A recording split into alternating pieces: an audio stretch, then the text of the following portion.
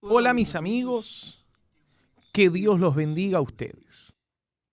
Que el Espíritu Santo conduzca los pensamientos, su entendimiento, para que ustedes hagan la elección correcta y consecuentemente disfruten los beneficios de esas buenas elecciones.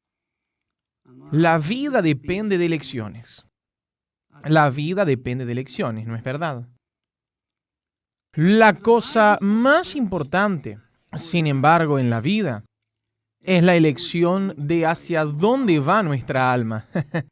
Por eso Jesús vino a dar a su alma en favor de la nuestra. Y esa fue la primera elección que hice en mi vida. Correcta. La primera elección correcta que hice en mi vida. Y la segunda elección que yo hice fueron los brazos de esa cruz que es Esther. Cuando nosotros nos casamos, fue la segunda cosa más importante en nuestra vida. Eso porque yo entiendo, yo creo que cuando Jesús dice, si alguno quiere venir en pos de mí, niéguese a sí mismo, es decir, sacrifique su propia vida, sus voluntades, sacrifique su corazón, sacrifique sus deseos, sus codicias. Él dice, niéguese a sí mismo, sacrifíquese a sí mismo. Niéguese o niegue a su propio corazón, sus, digamos, deseos y concupiscencias. Enseguida, él dijo, tome su cruz y sígame. La cruz es la familia. La cruz es la familia. Dios creó primero al hombre y tenían una relación perfecta. El hombre con Dios, Dios con el hombre. Después Dios dijo, no es bueno que el hombre esté solo. Y le hizo una persona idónea, que es la mujer, que fue Eva. Y de Adán quitó una costilla e hizo a Eva. Entonces, ¿qué hizo Dios allí? La cruz. La relación con Él, en primer lugar. Segundo, la relación con su esposa o su marido. A partir de ahí, todo caminaba de forma perfecta en la tierra, armoniosamente perfecta. La vida era eterna. La vida era eterna. Pero cuando entró el pecado, del pecado que entró en el mundo vino, entonces toda la destrucción de aquella armonía que había entre el ser humano y Dios. Dice el texto sagrado que Dios paseaba con el hombre por la tarde. Dios paseaba, ya pensó en eso. Qué cosa maravillosa, Él es magnífico. Bien, constituida la familia y siendo distorsionada a causa del pecado destruida, entonces se generó un mundo odioso, un mundo hostil, un mundo injusto, un mundo cruel, un mundo malo, un mundo de envidia, un mundo de codicia, un mundo de injusticia, un mundo del infierno. Esa es la realidad. El hombre creó el infierno en este mundo. El hombre creó el infierno en este mundo. Obviamente inspirado por Satanás. Pero Jesús vino para reparar todo eso. Y dejó ejemplos en la Biblia de personas que fueron felices. Personas que, debido a la relación con Él, esas personas tuvieron una vida feliz. Cuando nos referimos al matrimonio, esto es importante decirlo, yo, desde joven, pauté mi vida cuando me casé sobre un referente. Bueno, primero de mis padres. Pero cuando me convertí, yo saqué el referente de mis padres y coloqué a Abraham como mi referente. ¿Y por qué Abraham fue un hombre escogido por Dios? ¿Por qué él fue escogido por Dios? ¿Usted ya se preguntó eso? Dios escogió a Abraham, Dios llamó a Abraham. ¿Por qué llamó a Abraham? Él llamó a Abraham porque Abraham era fiel, leal a su esposa Sara. Dios no llamó a Sara, Dios llamó a Abraham. ¿Por qué él llamó a Abraham? Porque Abraham era el cabeza de Sara. Sara era el cuerpo de Abraham, que es un símbolo de la iglesia del Señor Jesús. El cabeza es Jesús, el cuerpo somos nosotros, miembros de ese cuerpo, aquellos que siguen al Señor Jesús.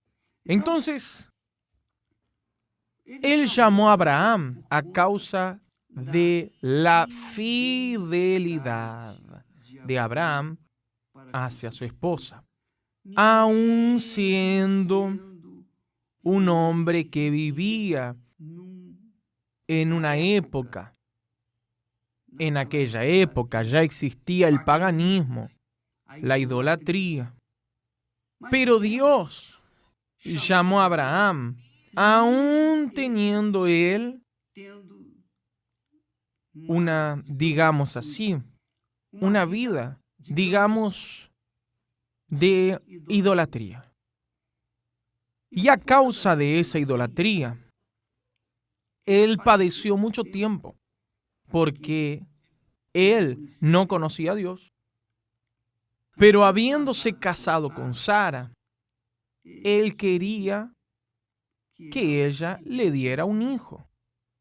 Los dos querían un hijo del amor. No del amor sentimiento, sino un hijo del matrimonio instituido por Dios. Él era marido solamente de Sara. Y en aquella época, él hubiera podido, dada la situación de aquella época, él hubiera podido tomar a mujeres, a otras mujeres, y generar hijos con esas mujeres. Y ella, Sara, habría tenido hijos a través de otras mujeres. Pero Abraham dijo, no, yo no quiero hijos con otra persona, sino con mi esposa. Pero su mujer era estéril. Y entonces Abraham vivió sus días de amargura porque de la mujer que amaba, a la que él era fiel y leal, no venían los frutos, los hijos. En aquella época era extremadamente importante generar hijos para componer el clan, para que se pudiera mantener la seguridad, porque en aquella época el hijo hombre era, además de ser un proveedor, él era un cazador, él era un guerrero, él era, digamos así, el patrón, el cabeza de la casa, que protegía la casa. Y la esposa, por su parte, era la persona que lo auxiliaba, cuidaba a los hijos de la casa, para que entonces, cuando su marido llegara, tuviera todo acomodado en tiempo y forma, la comida, etcétera, el agua, etcétera. Pero el hecho, lo más importante, es que Abraham se mantuvo firme en aquella posición de lealtad a su esposa Sara. Él fue fiel aún delante de aquellas circunstancias. Entonces Dios llamó justamente a una persona a la que Él ama, a la que Él busca. La Biblia dice que Dios busca hombres, pero a hombres que sean así, del tipo de Abraham, fieles, leales. Él sabe quiénes son los fieles, quiénes son los leales. Él sabe quién tiene un corazón sincero.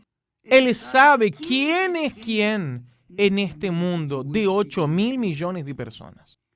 Ahora, Abraham fue elegido porque tenía esas características, pero la característica más grande era que él era marido de una única mujer. Una única mujer. Y no renunció a eso. Entonces, obviamente, cuando Dios lo llamó, él estaba ya cansado de esperar en los dioses. Él renunció a su idolatría, a su paganismo, a los dioses de sus padres. Y entonces, cuando oyó la voz de Dios, que le dijo, haré de ti una nación, pensó, entonces van a venir hijos para mí. Entonces Abraham agregó aquello, mejor dicho, aceptó aquella idea, aquella promesa de Dios de hacer de él una nación, una nación. Entonces Abraham oyó y obedeció la voz de Dios. Y verdaderamente fue lo que sucedió. Todos conocemos la historia. Dicen que más del 90% de la humanidad hoy tiene el ADN de Abraham. Tiene vestigios de Abraham.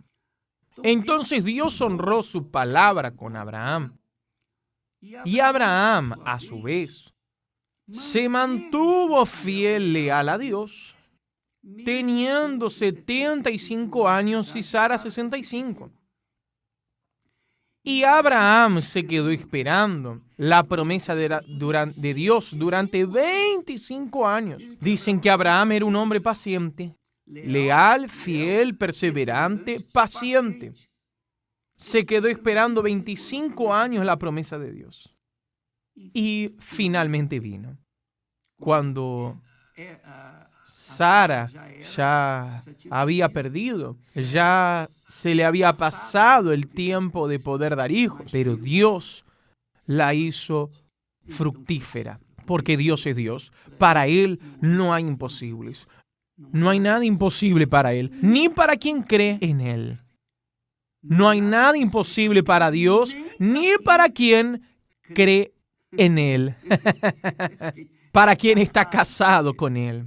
Entonces, mi amiga y mi amigo, yo he leído los comentarios de muchas personas que dicen así, pero obispo, yo ya me casé mal, hice una mala elección y ya hice el segundo matrimonio, el tercero, contando sus problemas. Nosotros incluso intentamos entender porque cuando la persona no tiene el conocimiento de la palabra de Dios, realmente ya hace tonterías, se le da la cabeza contra la pared, no tenga duda.